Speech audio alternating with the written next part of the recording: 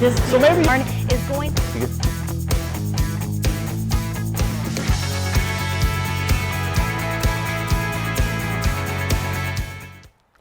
Hello and welcome to Inside Jacksonville, a production of the University of North Florida School of Communication and the CW17.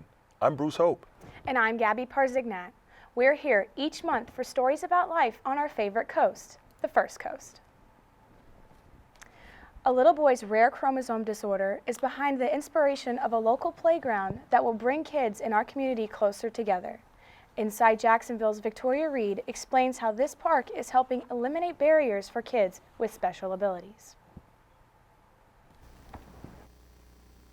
Henry Kruk is the inspiration for Henry's Heroes, a nonprofit that is working to build an exclusive playground here in Jacksonville that eliminates barriers for kids with special abilities. During his life, we had certainly struggled with trying to find a playground. There was really no playgrounds around here that were fully inclusive. Henry was born with a rare chromosome disorder, which caused him to have several congenital defects as well as cognitive and developmental delays. He just one of those kids that just made you smile.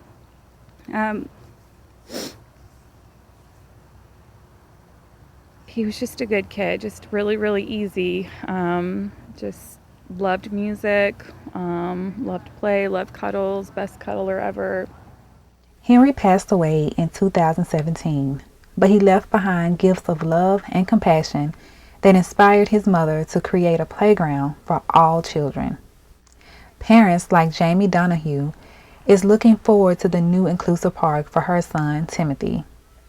The park is important because Timothy likes to be able to play with his brothers and do all the things that they do, and currently there's not a park where I can take him that he can maneuver with his wheelchair through the park and be able to get on the structures. The lack of accessibility of a playground is something that most people don't consider. Some Jacksonville parks have accessible swings, but the ground is covered with mulch, which makes it difficult to get to the equipment. If he wants to slide, then I have to pick him up and physically carry him up and slide down with him.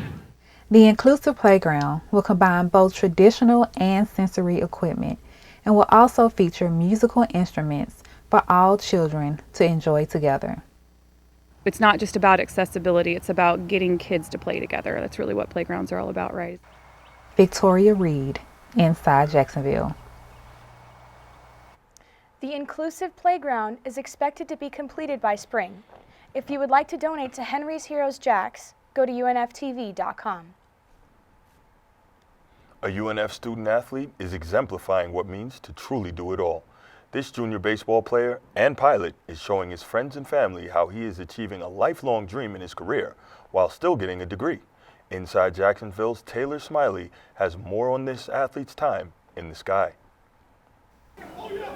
UNF student-athlete Raf Libanow has a lot on his plate, between studying for classes within his finance major to participating in every baseball practice, game, and film session. He has little time for anything else. This past June, he realized he wanted to chase another dream of his, this time in the air.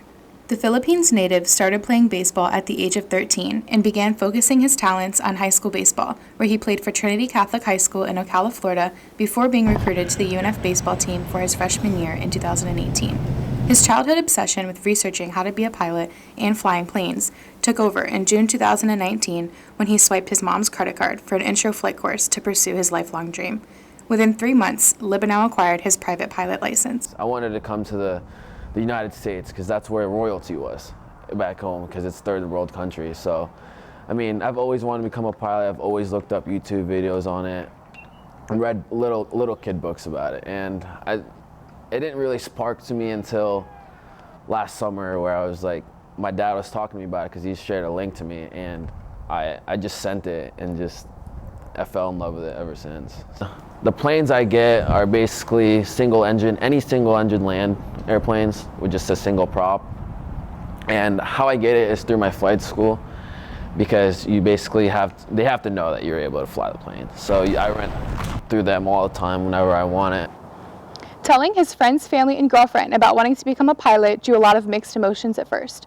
Raph says his dad was his biggest supporter from the very beginning. Raph even took a few of his teammates up to Atlanta for a Braves game, and they got to see just how dynamic the pilot really is. After graduation, Raph wants to work as a private pilot for a baseball team, and also hopes to put his degree to use simultaneously when he finishes school. He says that flying planes will allow him flexibility, excitement, and the ability to travel, something he wanted to incorporate in his future career.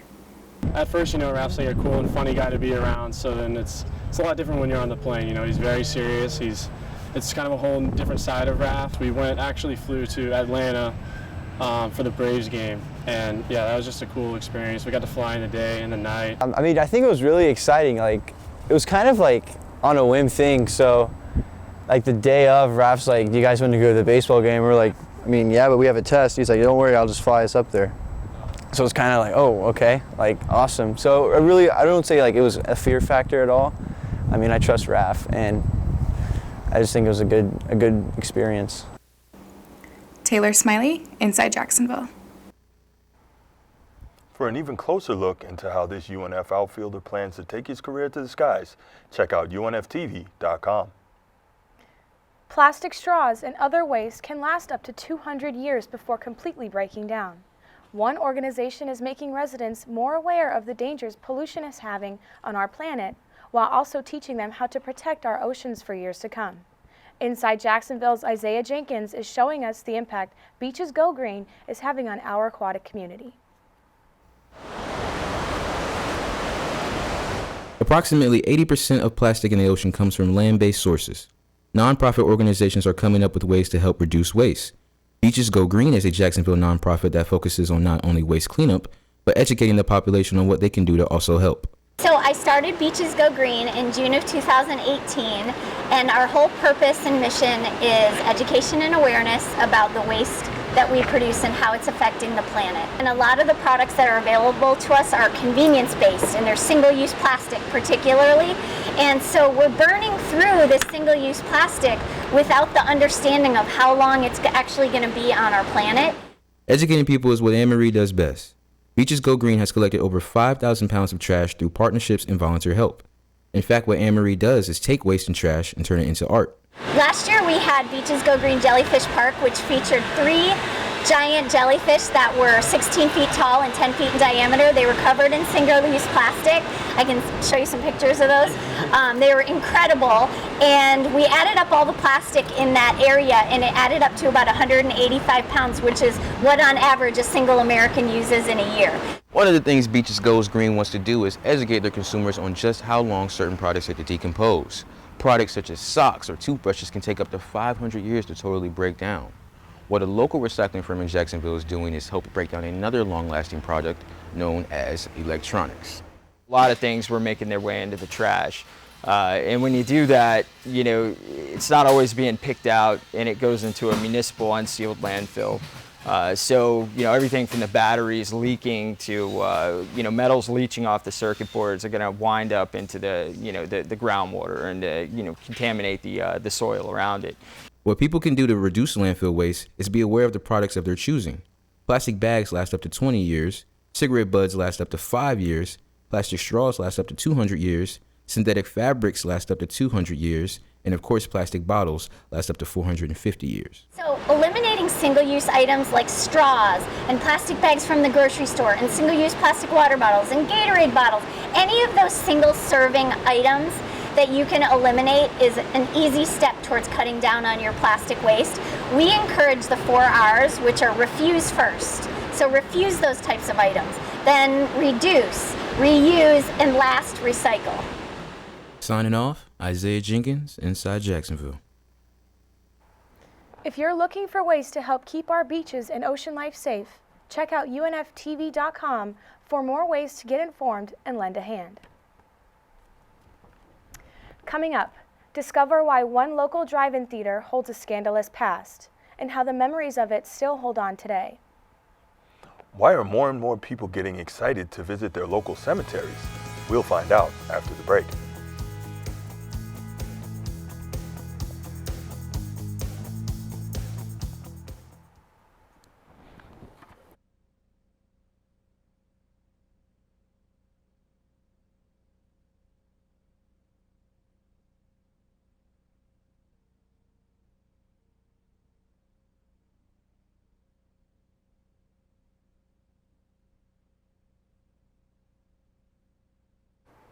Welcome back to Inside Jacksonville. Coming up, we'll find out what Hugh Hefner, pornography, and a local church have in common.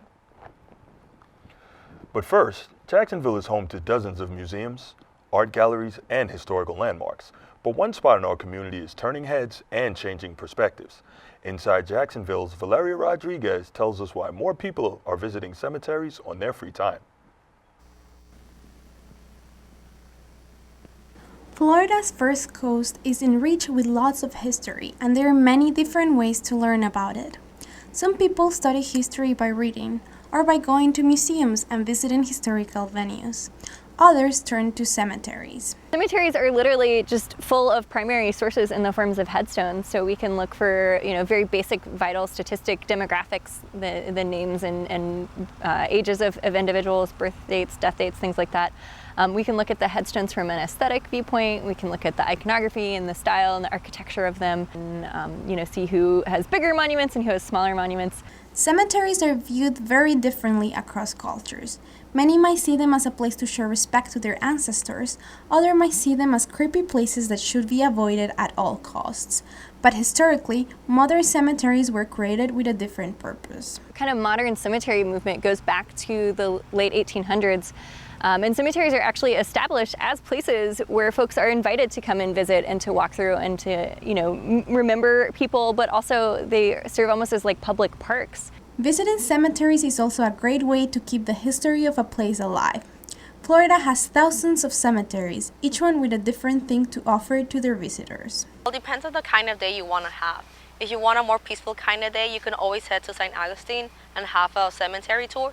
Or if you want just like a calm day with yourself, you can go to the Old City Cemetery. If you decide to venture to a cemetery, there's a few things you can keep in mind so you get the most out of your visit. Well, a good basic rule is, to take only pictures and leave only footprints. So trying to think about your impacts of not, throwing trash, very basic things. Don't litter. Cemeteries are very important resources. We can learn a lot from them. And we always like to say a visited cemetery is a safer cemetery. Valeria Rodriguez, Inside Jacksonville. To find out more information on cemeteries near you, or if you're interested in taking a closer look for yourself, head over to unftv.com. Hurricanes and severe storms can hurt homes and businesses around Jacksonville. Jacksonville Beach is especially sensitive to flooding. I took a trip out to the beach to find out what's being done to protect residents and their properties from future storms. Hurricane weather can bring heavy rains and flooding, especially to cities like Jacksonville that are so close to the beach. Flooding can affect restaurants, businesses, and even residential homes along Jax Beach. Flooding can happen from sea level rise due to heavy rains and hurricane weather. Residents that live along Jacksonville Beach need to have the knowledge of what to do if weather like this occurs. When the one that was the last one, Dorian, when that one was coming, we actually have a downstairs area that's the entrance to a second floor apartment, and so there's a storage area there, and instead of leaving everything on the ground so that it could get wet if there was flooding that came into that area, we actually elevated it using crates, like plastic crates, and lifted everything up at least 12, 14 inches, so that if there was something that was happening, we would have some protection. These residents are not alone, as Jacksonville Beach has Red Cross and Rescue to help in case of an emergency. Government organizations, such as the Solid Waste Division, help hands-on with flooding and reducing the waste that comes from it through Jacksonville. Lieutenant Maxwell Urvania, who has been with the Ocean Rescue for 9 years, has dealt with situations like these before. We are in constant communication with the National Weather Service, the City Emergency Management, as well as the County Emergency Management.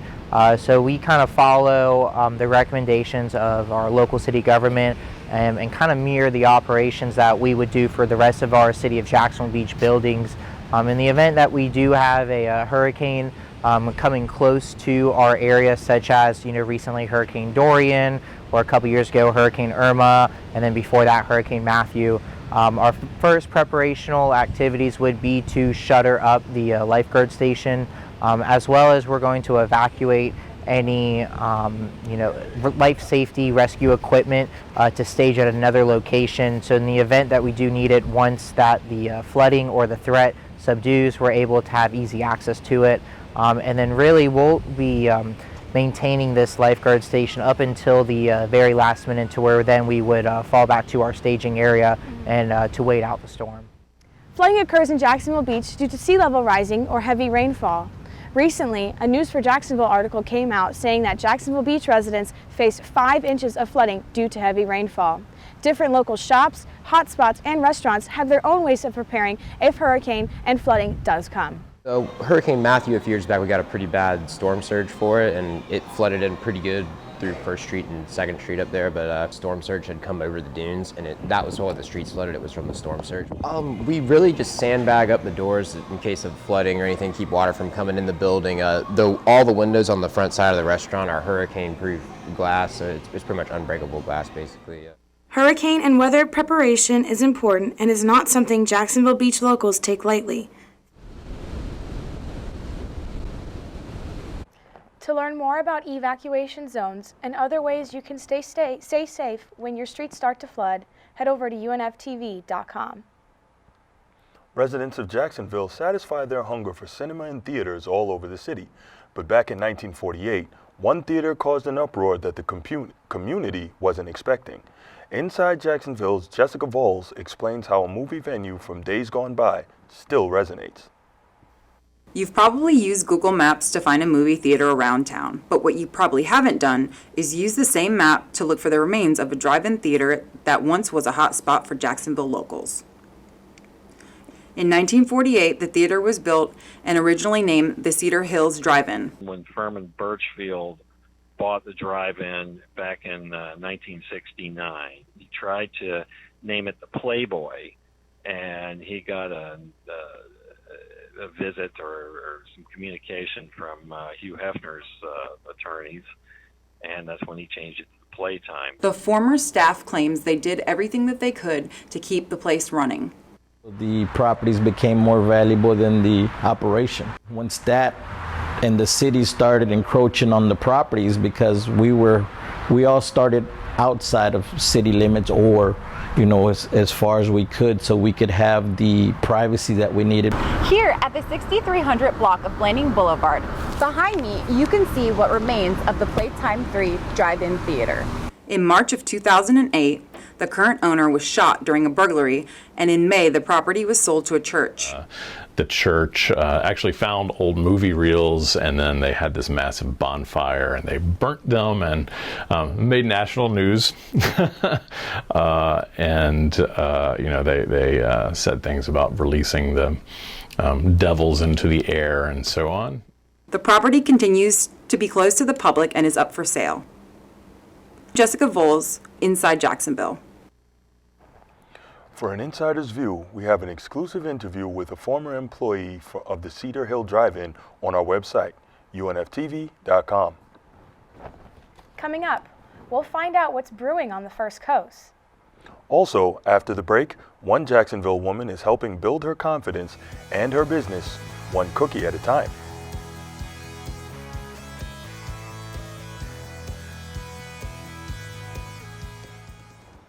Jacksonville. Coming up, we'll see how one Jacksonville woman is supporting our community while taking her business to the next level.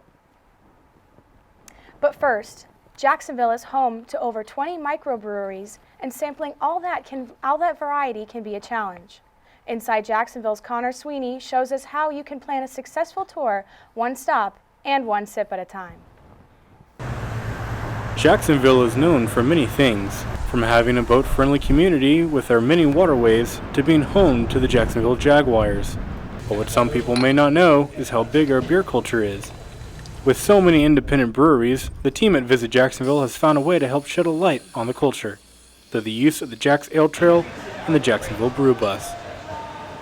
December 2014 was the launch of the Jack's Ale Trail, and at that time we launched with 8 craft breweries in the city.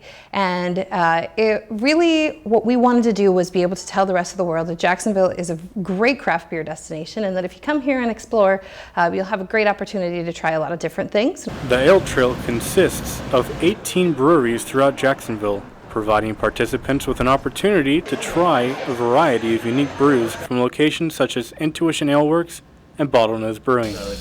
Each one offers their own twists and flavors of beers, adding flavorful, seasonal ingredients. And that's what those 88 pounds of fresh blueberries gonna look like. Just big purple, super tasty, tastes like a fresh blueberry. So.